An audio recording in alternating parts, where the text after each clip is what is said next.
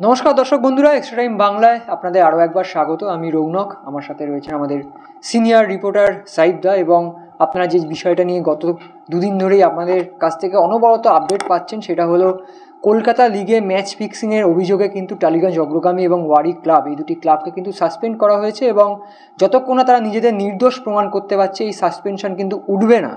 এবং সেই নিয়েই কিন্তু গতকাল দুটো স্টোরি আমরা তুলে ধরেছিলাম আপনাদের সামনে। যেমন আইএফের দিক দিয়েও আইএফএ কর্মকর্তারা কী বলছেন সেটাও আমাদের দেখানো হয়েছে, আর তার সাথে সাথে ক্লাবের তরফেও বা যে প্লেয়ারদের বিরুদ্ধে অভিযোগ তারাও কী বলছেন সেটাও আমরা তুলে ধরার চেষ্টা করেছি। তবে এই যে কালিমালিপ্ত একটা ঘটনা ঘটে চলেছে আমাদের কলকাতার ময়দানের বুকে, সেখানে কিন্তু আর একটা বিস্ফোরক অভিযোগ আমাদের কাছে এসছে। এবং সাইফদা, প্রাক্তন ইস্টবেঙ্গল এবং মোহামেডান ফুটবলার, তিনি দুটো ক্লাবই খেলেছেন এবং তার সাথে কিন্তু টালিগঞ্জ অগ্রগামীর হয়েও খেলেছেন গৌতম দেবনাথ, তিনি কিন্তু একটা বড়সড় অভিযোগ এনেছেন টালিগঞ্জ অগ্রগামী ক্লাবের বিরুদ্ধে। এবং সেই বিষয়ে তোমার কাছে অবশ্যই আনবো।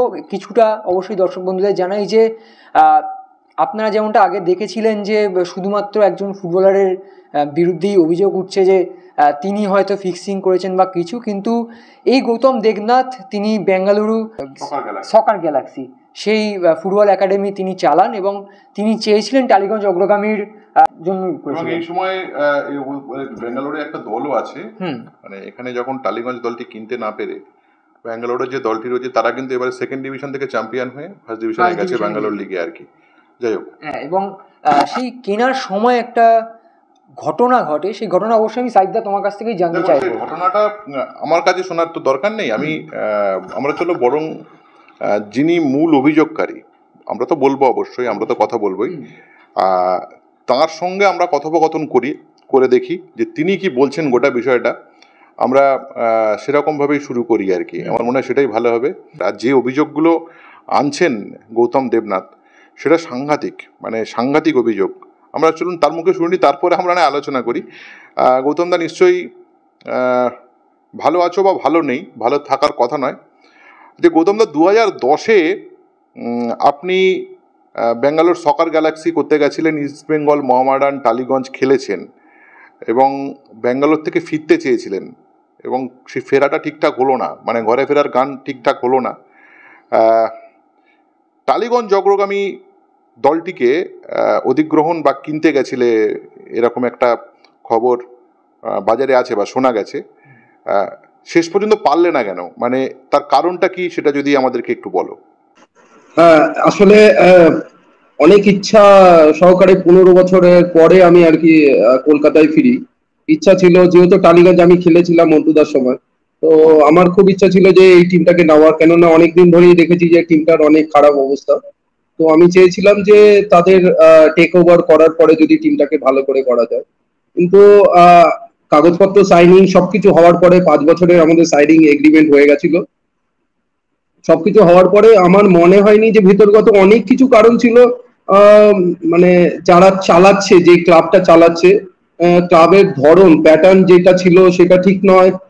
তারপরে একাধিক ফোন আসা শুরু হয় সেটা ছেড়ে দেওয়ার জন্য। তারপরে আমায় অনেকগুলো ম্যাচ ছেড়ে দিতে বলা হয়েছিল। তারপরে কিছু প্লেয়ার তাদের নেওয়ার জন্য আমায় ফোর্স করা হয়েছিল। তো আমি দেখলাম যে এইভাবে তো আর আমি টিম চালাই না।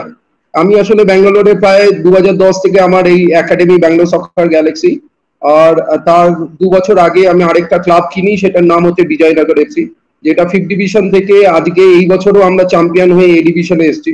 তো আমার সবসময় চেষ্টা থাকে যে একটা ভালো মানের ফুটবল সবাইকে দেওয়া আর কোয়ালিটি অফ প্লেয়ার তৈরি করা। তো তার জন্যই আমরা কলকাতায় আগের বছর থেকে আমরা টালিগঞ্জ নেওয়ার পরেই সঙ্গে সঙ্গেই আমরা রেসিডেন্সিয়াল ওখানে শিফট করি। ব্যাঙ্গালোর থেকে আমরা কলকাতায় শিফট করানো হয়, যেহেতু আমাদের পরিকল্পনা ছিল টালিগঞ্জকে নিয়ে কাজ করা। তাদের নাম, স্বনামধন্য নাম আমাদের অনেক বছর ধরে রয়েছে, মন্টুদার সময় থেকে তারা অনেক স্বনামধন্য প্লেয়ার তৈরি করেছে একটা সময়। তো আমিও চেষ্টা করেছিলাম, যেহেতু আমি খেলেছি টালিগঞ্জ, সেহেতু আমি চেষ্টা করতে চেয়েছিলাম যে ক্লাবটা নিয়ে যদি একটা ভালো কিছু করা যায়। কিন্তু দেখা গেল যে অনেক অসুবিধা, অনেক এখনো কলকাতার মানে জিনিসগুলো এখনো চেঞ্জ হয়নি, মানুষ এখনো মানে সেইভাবে তৈরি হয়নি। যেখানে ব্যাঙ্গালোর বলো আর কর্ণাটকা বলো ফুটবল অনেক বেশি তারা চেঞ্জ হয়েছে, তাদের প্যাটার্ন অফ পদ্ধতি, লিগের পদ্ধতি সবকিছু চেঞ্জ করেছে। কিন্তু এখনো মানুষগুলো ওই সহজে পয়সা বানানোর পেছনে দৌড়ে বেড়াচ্ছে। কিছু লোক তো আছেই যারা ইনভলভ এইসব জিনিসের জন্য, যেটা নিয়ে আমরা অনেক আগেও আলোচনা করা হয়েছে এই ব্যাপার নিয়ে। তো এর আগেও আমি ইন্টারভিউ দিয়েছি যে এই ধরনের লোকজন টিমের ভেতরে থাকা ওই করোনা ভাইরাসের মতো, তো এদের দূর করে দেওয়া উচিত। অ্যান্ড আমি তো চাই যে এদের দৃষ্টান্তমূলক শাস্তি দেওয়া হোক, কেননা সারা ওয়ার্ল্ডের ফুটবলে আমার মনে হয় বেটিং রয়েছে, তবে টিম বা টিমের প্লেয়াররা ইনভলভমেন্ট হয় না, যেটা ক্রিকেটের ক্ষেত্রেও আমরা জানি। কিন্তু আমার মনে হয় না যে প্লেয়াররা ইনভলভ থাকে বা টিম ম্যানেজমেন্ট ইনভলভ থাকে। আমার মনে হয় ফুটবলটাও সেই ধরনের ক্লিন হওয়া উচিত। আর যারা এই ধরনের কাজের সাথে যুক্ত, আমি তো চাই যে তাদের দৃষ্টান্তমূলক শাস্তি দেওয়া হোক। সাইদ, এটা তো মারাত্মক অভিযোগ, ক্লাব কর্তারা এর মধ্যে ইনভলভ রয়েছে। হ্যাঁ, ক্লাব কর্তারা ইনভলভ আছে। তুমি শুনলে যে কথাটি উনি বললেন, মানে 10 জন প্লেয়ারকে রাখতে হবে, 6টা ম্যাচ ছাড়তে হবে, এবং আমি তো অবাক, মানে আই এম তো অবাক। কাজ যখন শুরু হয়, দল যারা যখন বানাতে যায়, যে অফার আসা শুরু হয়, সেখান থেকে এরা আসলে ফুটবলকে ভালোবাসতো, তাদের পক্ষে এইভাবে সম্ভব নয়, তাই তারা বেরিয়ে চলে আসে। গৌতম দা আমাদের সঙ্গে এখনো লাইনে রয়েছে। গৌতম দা, তুমি টলিগঞ্জ টিম যেটা নিতে গেছিলে তার কি ছিল? 5 বছরের চুক্তি না 10 বছরের চুক্তি কি ছিল যদি তুমি জানাও? এবং আমি 5 বছরের চুক্তিতে গেছিলাম। হ্যাঁ বলো। আমি 5 বছরের চুক্তিতে গেছিলাম যে আমরা 5 বছর ওই ব্র্যান্ডটাকে নিয়ে কাজ করব, টালিগঞ্জ অগ্রগামী ব্র্যান্ডটাকে নিয়ে কাজ করব, যেটার নাম দেওয়া হয়েছিল গ্যালাক্সি টালিগঞ্জ অগ্রগামী। আমরা অনেকটা পথ এগিয়ে গেছিলাম, আমাদের টিম তৈরি করানো হয়ে গেছিল, প্লেয়ারদের সাথে কথাবার্তা ফাইনালাইজ হয়ে গেছিল, কিন্তু শেষ মুহূর্তে আমি সরে আসতে বাধ্য হলাম, কেননা ভেতরে অনেক বেশি প্রেশার ছিল আমার কাছে। চারিদিক থেকে ফোন আসা শুরু হয়, আমায় বলা হয় যে টিমের ভেতরে প্লেয়ার নেওয়া, তারপরে আমায় 5টা-6টা ম্যাচ তাদের লিগের মধ্যে ছেড়ে দেওয়ার জন্য বলা হয়েছিল। যে আমার সাথে ছিল আমার এক খুব কাছের বন্ধু, তাকে তো বিরক্তি করে মারা হয়েছিল, যে বলা হয়েছিল যে আমাদের 6টা ম্যাচ ছেড়ে দিতে। চারিদিক থেকে ফোন আসে, তারপরে বলা হয়েছিল যে মিনিমাম 10খানা প্লেয়ার তাদের ভেতরে নেওয়ার জন্য, টিমের ভেতরে নেওয়ার জন্য। আচ্ছা, সেই যারা তোমাকে প্রেসার ক্রিয়েট করছিল তার মধ্যে কি ক্লাব কর্তারা রয়েছেন? অবশ্যই। আর যে বাবা, অবশ্যই অবশ্যই। নাকি নির্দিষ্ট একজন যে ফুটবলার যার নামে অভিযোগ হয়েছে বা সাসপেন্ড হয়েছে, মানে কি ঘটনাটা কি যদি পরিষ্কার? আমি নাম নিতে চাই না, নাম নেওয়াটাও উচিত নয়। সেও হয়তো প্লেয়ার, সে ফুটবলটা খেলেছে, হয়তো সাময়িক কারণে সে হয়তো বাজে কোনো জিনিসের মধ্যে ইনভলভ। আমি সেই ধরনের কাউকে ইঙ্গিত দিয়ে বলবো না, তবে সবাই ইনভলভ, আমি এইটুকুনি বলতে পারি যে এই ধরনের কাজকর্মের মধ্যে যদি ইনভলভমেন্ট থাকে, ভারতবর্ষের ফুটবলও ভালো হবে না। কলকাতা ফুটবল, যেটা স্বনামধন্য ফুটবল, যেটা সবাই খেলার জন্য পাগল থাকে, কলকাতা ফুটবল খেলার জন্য, সেইটা নষ্ট হয়ে যাচ্ছে, সেই জিনিসটা নষ্ট হয়ে যাচ্ছে, কারণ এই ধরনের লোকজন অনেক বেশি ইনভলভমেন্ট হয়ে গেছে, যেটা মানে লিগের ক্ষেত্রে ভালো নয়। আমার মনে হয় যে বাইরে দিয়ে বা সাধারণ মানুষ যেরকম করে ক্রিকেটে পয়সা লাগিয়ে করে সেটা ঠিক আছে, আমার মনে হয় না টিম বা টিম ম্যানেজমেন্ট বা টিমের প্লেয়ার ইনভলভমেন্ট লিগে বা এই ধরনের বেটিং চক্রে যেন না থাকে। তাহলে সেই ক্ষেত্রে কিন্তু লিগের যে লোক দেখার যে চাহিদাটা, সেটা চলে যাবে আস্তে আস্তে, কেননা লোক তো জানেই যে ম্যাচ ছেড়ে দেবে, তো সেই ক্ষেত্রে লোক আর মাঠে যাবে কেন? সেই যে ইস্টবেঙ্গল মোহনবাগানে সেই আমরাও খেলার সময় দেখেছি পুরো ভর্তি মাঠ, সল্টলেক স্টেডিয়াম পুরো প্যাক থাকতো, ওই ধরনের জিনিস আর হবে না। আর এই কারণেই কি ঘরের ছেলে ঘরে ফিরতে পারলো না, ব্যাঙ্গালোরে থাকতে হচ্ছে? হ্যাঁ, সেটা তো একটা কষ্ট। আমি তো বারবার করেই বলবো, কারণ আমি 15টা বছর পরে আমি যে চেষ্টা করেছি যে কলকাতায় ফিরে কিছু একটা করার, তার জন্যই এখনো পর্যন্ত আমাদের রেসিডেন্সিয়াল বারাইপুরে রয়েছে।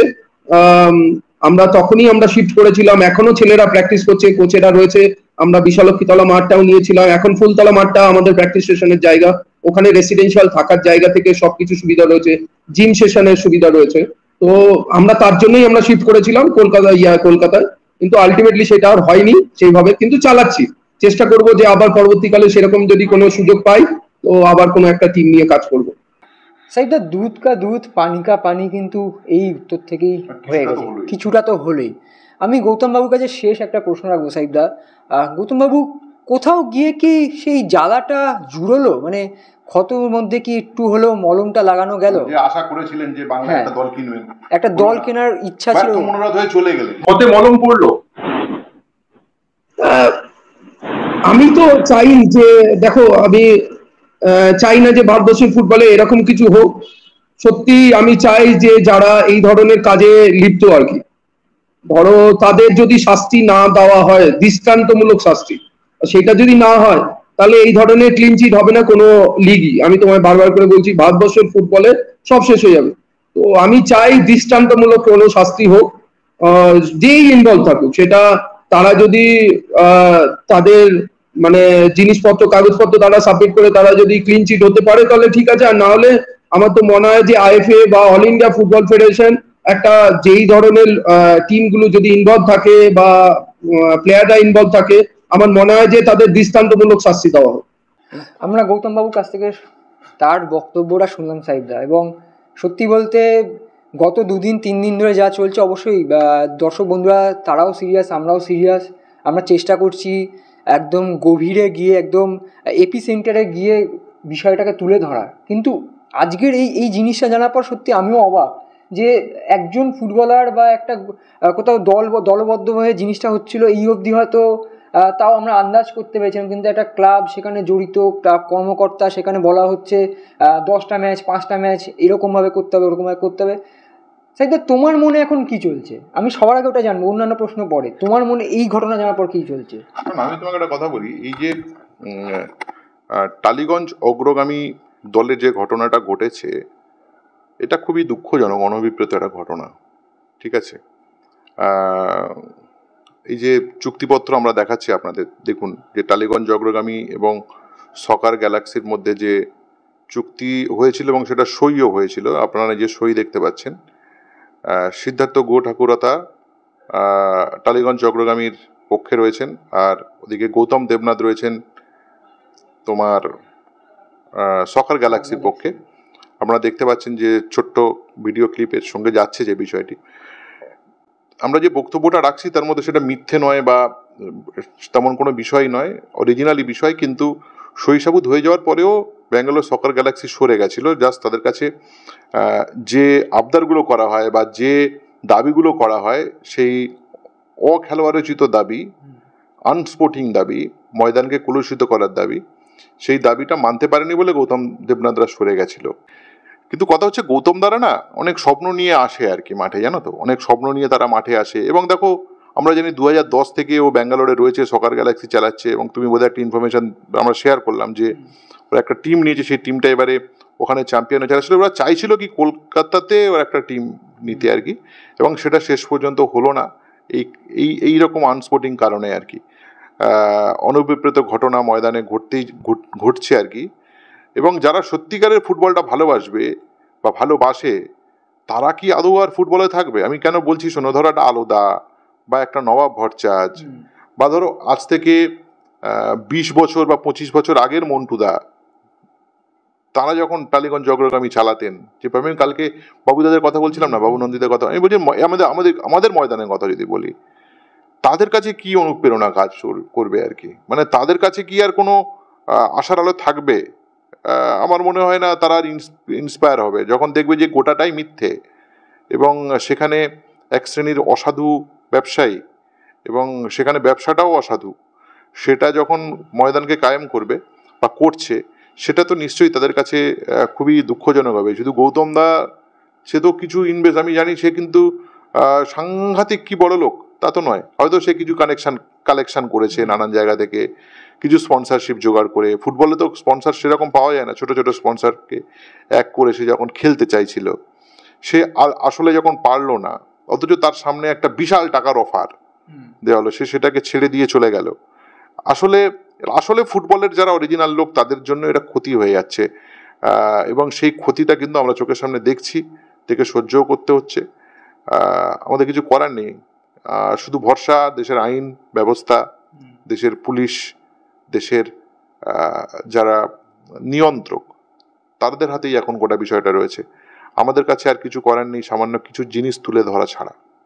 একদমই সাইডটা। এবং এটা কিন্তু একটা বড় ধাক্কা শুধু আমাদের জন্য বা যারা দল গড়ার একটা স্বপ্ন নিয়ে আসছেন ময়দানে তাদের জন্য তেমন না, গোটা বাংলা ফুটবলের জন্য। তবে টালিগঞ্জ অগ্রগামী বিষয়টা যেমন আমরা জানতে পেরে তুলে ধরলাম, আমরা কিন্তু অবশ্যই দেখো শুধু যে ফার্স্ট ডিভিশন বা সুপার ডিভিশন এরকম না, আরও নিচের দিকে তো এইসব ঘটনা আরও বেশি ঘটছে।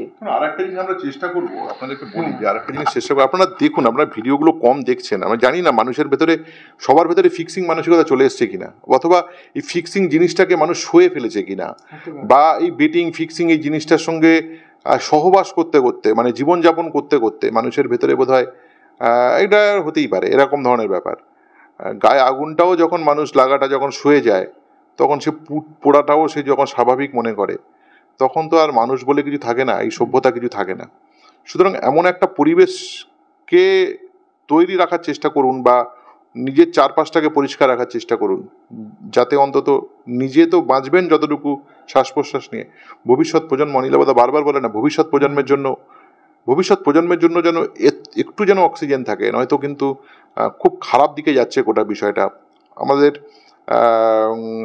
নানান মহল থেকে নানান মানুষজন এই বিষয়টাকে কিন্তু খুব ইজিলি নিচ্ছে, মানে যেটাতে হয় মানে কি এটা হয়, মানে আমরা তো আমি 17 বছর ময়দানে ক্রীড়া সাংবাদিকতা করছি, আমার তো কখনো এইভাবে তো দেখিনি জিনিসগুলো, যেভাবে গায়ের ওপর উঠে চলে আসছে। এরপরে কি আর ফুটবল থাকবে? তাহলে বিভিন্ন রেল স্টেশনের ধারে ঝুপড়ি করে যে সারটা চলে, তার সঙ্গে ফুটবলের কি ফারাক হবে? সেটাই আমি বলছিলাম যে পর্দার আড়ালে চলে, দেখবে সারটা চলে।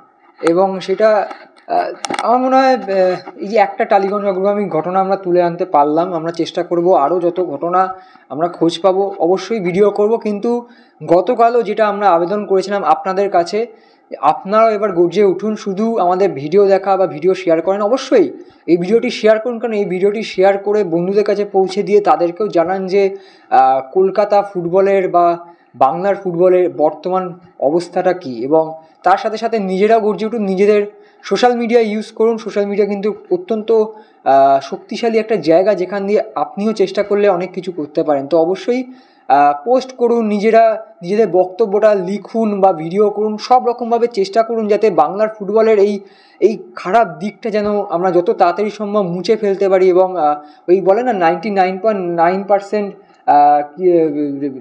জার্ম, আমরা চাই 100% জার্ম যেন ময়দান থেকে মুছে যায়। অবশ্যই ভিডিওটি ভালো লাগলে লাইক করুন, শেয়ার করুন, এখনও সাবস্ক্রাইব না করে থাকলে সাবস্ক্রাইব করে আমাদের পাশে থাকবেন। অসংখ্য ধন্যবাদ, নমস্কার।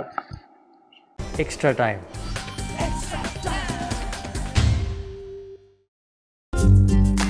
লেটেস্ট নিউজ আর এক্সক্লুসিভ ভিডিওর সঙ্গে আপডেট থাকতে এখনই সাবস্ক্রাইব করুন আমাদের ইউটিউব চ্যানেল। বেল আইকনে ক্লিক করতে ভুলবেন না যেন।